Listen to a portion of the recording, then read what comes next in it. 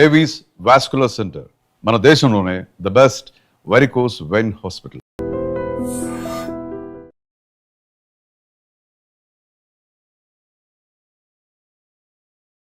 Welcome to iDream media. So general గా night ఎక్కువ సార్లు యూరిన్కి వెళ్ళడం, మూత్రానికి వెళ్ళడం అనేది షుగర్ ఉన్న వాళ్ళలో మాత్రమే మనం ఎక్కువగా చూస్తూ ఉంటాం. కానీ నార్మల్ గా ఉన్న వాళ్ళలో కూడా ఇలాగా ఉంటుందా? ఎక్కువ సార్లు మూత్రం వెళ్ళడం వల్ల అసలు ఏమైనా మనకి అనారోగ్య సమస్య ఉన్నట్లా వివరాలు తెలుసుకుందాం. మనతో పాటు ఉన్నారు ప్రముఖ internal medicine specialist doctor Rajesh Shukla గారు. డాక్టర్ గారు నమస్తే. నమస్తే. షుగర్ పేషెంట్స్ తరచుగా మూత్రానికి వెళ్తుంటారు, నైట్ కూడా ఎక్కువ సార్లు మూత్రానికి వెళ్తుంటారు. అది కామన్ గా చెప్పే ప్రాబ్లం. అయితే అసలు నైట్ ఎక్కువ సార్లు వెళ్ళడం అనేది అదొక అనారోగ్య సూచన.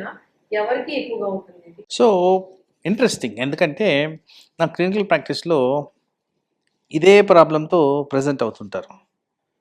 ఫస్ట్ అండ్ ఫార్మోస్ట్ మనం తెలుసుకోవాల్సింది ఏంటంటే, మీరు రాత్రులు ఎన్నిసార్లు నీళ్లు తాగుతుంది. వాళ్ళు ఏం చేస్తారంటే యూరినేషన్ చేసినప్పుడల్లా నీళ్లు తాగడం మొదలు పెడతారు. So general recommendation after 6 or 7 water intake తగ్గించుకోవడం మంచిది. పర్టికులర్గా ఏజ్డ్ పీపుల్, ఎల్డర్లీ పీపుల్లో తగ్గించుకోవడం మంచిది, అండ్ మెన్లో. సో వీళ్ళకి ఏంటంటే ఆర్ ఎనీబడి వాటర్ తాగంగానే యూరిన్ రావడం సహజం. సో ఈ హ్యాబిట్ వల్ల ఫ్రీక్వెంట్గా యూరినేషన్ అనేది చేస్తూ ఉంటారు. దీనివల్ల స్లీప్ డిస్టర్బ్ అవుతుంది. సో ఫస్ట్ అనేది దీంట్లో ప్రాబ్లం హ్యాబిట్. ఆ హ్యాబిట్ని అరికెట్టుకోవడం మనం చాలా ఇంపార్టెంట్ ఇక్కడ. లేకపోతే లాంగ్ టర్మ్లో వేరే విధంగా బాడీ మీద హార్మ్ఫుల్ ఎఫెక్ట్స్ ఉంటాయి. తర్వాత నేను మెన్ గురించి మాట్లాడినప్పుడు, న్యాచురల్ ఏజింగ్ ప్రాసెస్లో మెన్ అందరికీ కూడా ప్రాస్టేట్ కణం అనేది పెరుగుతూ వస్తుంది. ఆల్మోస్ట్ ఏజ్ వేరియేషన్స్ ఉండొచ్చు, బట్ వయసు పెరిగే క్రమంలో ఇది వస్తుంది. వీళ్ళందరికి కూడా ఫ్రీక్వెంట్ యూరినేషన్ వచ్చేదానికి ఛాన్స్ ఉంది.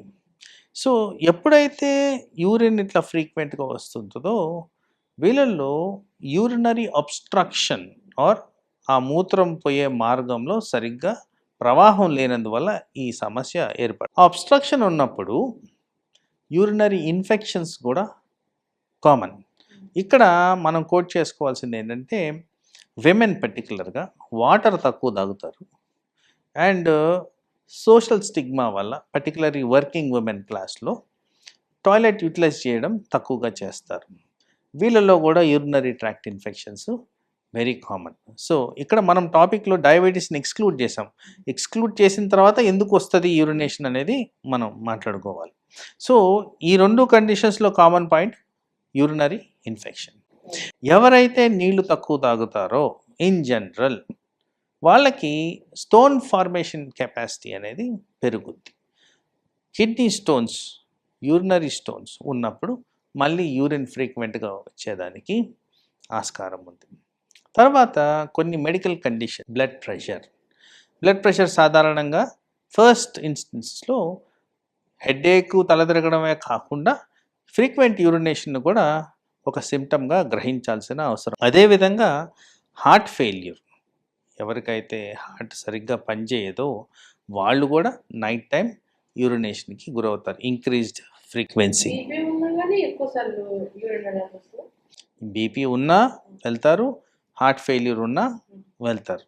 తర్వాత కొన్ని పర్టికులర్ కండిషన్స్, ఎక్కడైతే నీళ్లు బాడీలో రీటైన్ అవుతావో మేము దాన్ని ఎడీమా అంటాం. సో ఆ ఎడీమా ఉన్నవాళ్ళు, ఎవరికైతే ఆ తత్వం ఉన్నవాళ్ళు, జనరల్గా లివర్ అండ్ కిడ్నీ డిజీజెస్లో ఇది జరుగుద్ది. సో ఆ తత్వం ఉన్నవాళ్ళు కూడా ఎక్కువ శాతం యూరినేషన్ చేయాల్సిన పరిస్థితులు ఏర్పడతాయి. అలాగే ఈ కండిషన్స్ అన్నిట్లో కూడా ఒక టైప్ ఆఫ్ మెడిసిన్ మేము డైయూరిటిక్స్ అంటాం, కామన్ మ్యాన్కి అర్థం కావాలంటే వాటర్ పిల్ అంటాం. ఈ వాటర్ పిల్ వాడినప్పుడు కూడా ఫ్రీక్వెన్సీ ఆఫ్ యూరినేషన్ జరుగుద్ది. అండ్ ఇక్కడ మనం గమనించుకోవాల్సింది ఏంటంటే, ఈ వాటర్ పిల్ని డ్యూరింగ్ ద డే టైం, జనరల్గా నా ప్రిస్క్రిప్షన్ ఎప్పుడు కూడా ఎర్లీ మార్నింగ్ అవర్స్లో తీసుకోండి అని చెప్తాను. టువర్డ్స్ ద ఈవినింగ్ కానీ అది ఆ ట్యాబ్లెట్ వేసుకునే పరిస్థితి వస్తే మీకు యూరినేషన్ ఎక్కువగా అయ్యేదానికి ఛాన్స్ ఉంది. సో ఇలా డిఫరెంట్ రీజన్స్తో మనకి యూరినేషన్ వచ్చేదానికి ఆస్కారం ఉంది. ఈ మధ్యకాలంలో ఎక్కువగా వెలుగులోకి వచ్చేది ఊబకాయానికి సంబంధించిన ఒబ్స్ట్రక్టివ్ స్లీప్ యాప్నియా. సో దీంట్లో కూడా కాళ్ళవాపులు ఎక్కువగా కనిపిస్తూ ఉంటాయి.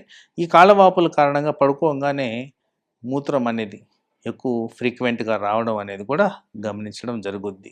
సో వీళ్ళకి స్లీప్ స్టడీ చేసి అబ్స్ట్రక్టివ్ స్లీప్ యాప్నియా ఉందా లేదా అని నిర్ధారణ చేసి దానికి తగు చర్యలు తీసుకుంటే ఈ ప్రాబ్లము మనం సరిదిద్దుకోవచ్చు. స్లీప్ ఆప్నియా ఉన్నట్టే గురుకు వస్తుంది కదా, ఎస్, దానికి స్టడీ కూడా కావాలి డాక్టర్ గారు. స్లీప్ స్టడీ చేయాలి. స్లీప్ స్టడీ అంటే గురకబెట్టే ప్రతి ఒక్కరికి స్లీప్ యాప్నియా ఉందని కాదు.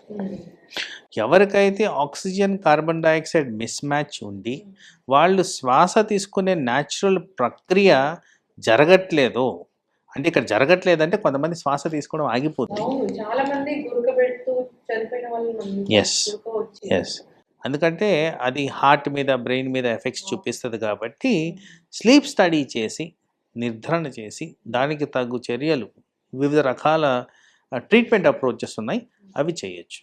అయితే డాక్టర్ గారు, ఫ్రీక్వెంట్ యూరినేషన్ నైట్స్ లో అంటే అసలు ఎన్నిసార్లు వాళ్ళు మూత్రానికి వెళ్తే అది ఫ్రీక్వెంట్ యూరినేషన్ అంటాము? సో జనరల్గా more than 2 times in the night is frequent urination. ఎందుకంటే మీ స్లీపింగ్ స్కెడ్యూల్లో 8 hours is required. More than 2 times మధ్యలో లేసామనుకోండి మీ స్లీప్ సైకిల్ అనేది బ్రేక్ అయిపోతుంది. ఒకటి అనేది సహజంగా జరుగుద్ది. సో ఆ ఒక్కటంటే ఎవ్రీ 4 hours బ్రేక్ అనుకుందాం, 8 hours సైకిల్.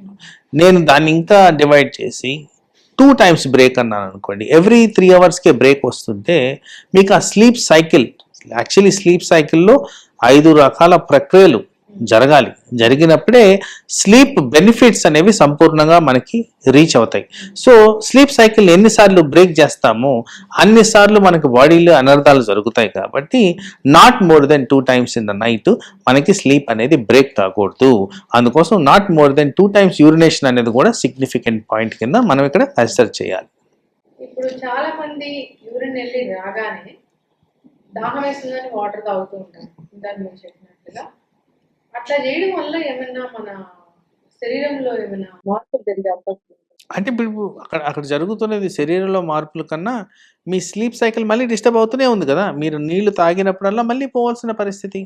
పర్టికులర్గా రాత్రులు మీరు వాటర్ తాగినందుకు ఇంక్రీజ్డ్ ఫ్రీక్వెన్సీ ఆఫ్ యూరినేషన్ వస్తుంది. దానివల్ల మీరు నిద్రపోరు. నిద్ర సమంగా పోకపోతే బ్లడ్ ప్రెషర్ పెరిగేదానికి ఆస్కారం ఉంది. అది బాడీ మీద తీవ్రమైన ఒత్తిడికి దారితీసే విధంగా మనకు పనిచేస్తుంది. కాబట్టి దాన్ని ఎంత నివారిస్తే అంత మంచిది. చక్కగా చెప్పారు డాక్టర్. ఎవరికైనా frequent of urination in the nights ఉంటే కనుక ఖచ్చితంగా అది నార్మల్ కాదు, డాక్టర్ని సంప్రదించాల్సిందే.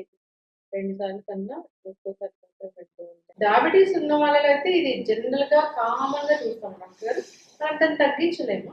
అంటే డయాబెటీస్ డిటెక్షన్ అప్పుడు ఇలాంటి పరిస్థితి ఏర్పడుతుంది. కానీ వన్స్ డయాబెటీస్ కంట్రోల్ అయిన తర్వాత మీకు ఫ్రీక్వెన్సీ ఆఫ్ యూరినేషన్ ఉండదు కదా, ప్రాబ్లమే ఉండదు. ప్రీ డయాబెటిక్ కండిషన్ కూడా మనం అలా తెలుసుకోవచ్చు. అబ్సల్యూట్లీ. ఓకే, చక్కటి ఇన్ఫర్మేషన్ డాక్టర్ గారు. సో నైట్ పడుకునే ముందు ఎక్కువగా నీళ్ళు తాగకపోవడం అనేది ఒకటి చెప్పారు. అంతేకాదు యూరిన్ వెళ్ళొచ్చాక మళ్ళీ వాటర్ తీసుకోకపోవడం అనేది ఒకటి చెప్పారు. ఇంకా ఏంటంటే మనం ఖచ్చితంగా చెక్ చేయాలి, యూరిన్ ఎన్నిసార్లు వస్తుంది, 2 times కన్నా ఎక్కువ వస్తుందా, ఇది నార్మల్గా తెలుసుకొని డాక్టర్ని సంప్రదిస్తే మంచిది. మీరు మన డిస్కషన్లో నోరు ఎండుకుపోద్ది వాటర్ తాగుతారు అన్నారు. నోరు ఎండుకుపోతే వాటర్ తాగాల్సిన పరిస్థితి ఎవరికైనా అవసరం పడవచ్చు. కానీ 1/2 లీటరు అవును, ఆర్ ఎక్కువ వాటర్ తీసుకోవడం కన్నా నోరు తడుపుకుంటే అంత యూరినేషన్ రాదు. దాన్ని ఒక ఆల్టర్నేటివ్ మెకానిజం కింద మనం ఆ అలవాట్లో ఉన్న పొరపాటుని కరెక్ట్ చేసుకునేదానికి అది ఈజీ. కానీ జనరల్గా అందరూ కూడా ఓ పెద్ద గ్లాసు ఓ 1/2 లీటర్ తాగేస్తారు. దాని కారణంగా డెఫినెట్గా నిద్ర అనేది డిస్టర్బ్ అవుద్ది. అలా కాకుండా జస్ట్ నోరు తడుపుకునే విధంగా మనం కానీ చేసుకోగలిగితే అర్థమవుతుంది కదా డాక్టర్ గారు దాహం ఎంత అవుతుంది అనేది. చాలా మంది నైట్లు కూడా ఎక్కువ నీళ్ళు తాగాలి, నీళ్ళు తాగితే మంచిది అని చెప్పడం వల్ల నైట్లు కూడా ఎక్కువ నీళ్ళు తాగుతూ ఉంటారు. కానీ దానివల్ల మనకు అనర్థాలు రాకుండా కాపాడుకోవాలి, పర్టికులర్గా స్లీప్ డిస్టర్బెన్స్ లేకుండా కాపాడుకోవాలి. అండ్ ఆ వాటర్ ఎక్సెస్ కూడా హార్ట్ మీద, వైటల్ ఆర్గన్స్ మీద వెయిట్ పడకుండా కూడా మనం చేసుకోవాల్సిన అవసరం అయితే ఉంది. చాలామందికి ఎవరికైతే బ్లడ్ ప్రెషర్, కిడ్నీకి సంబంధించిన వ్యాధులు ఉంటాయో వాటర్ రెస్ట్రిక్షన్ చేసుకోండి అని చెప్తుంటాం. సో 1.5 liters అలా చెప్తుంటాం. సో దాన్ని మించి తీసుకోవడం వల్ల మళ్ళీ బాడీ మీద హానికరమైన ఎఫెక్ట్సే జరుగుతాయి. కాబట్టి దాన్ని నివారించుకోవడం బెటర్ మనం. చక్కటి ఇన్ఫర్మేషన్ డాక్టర్. నార్మల్ ఏది అబ్నార్మల్ ఏది అనేది ఒక అవగాహన ఉండాలి. సో 40 ఏళ్ళు దాటిన వాళ్ళు ఒకసారి సంవత్సరానికి ఒకసారైనా మీరు డాక్టర్లు ఏదైతే ప్రిస్క్రైబ్ చేస్తారో చెప్తారో చెకప్లు చేయించుకోమని అవన్నీ టెస్టులు చేయించుకుంటే మంచిది. ఇలాంటివి ఏదైనా సూచనలు కనిపిస్తే ఒకసారి డాక్టర్ని సంప్రదించాలనుకో. చాలా చక్కటి ఇన్ఫర్మేషన్ డాక్టర్ గారు. నమస్తే.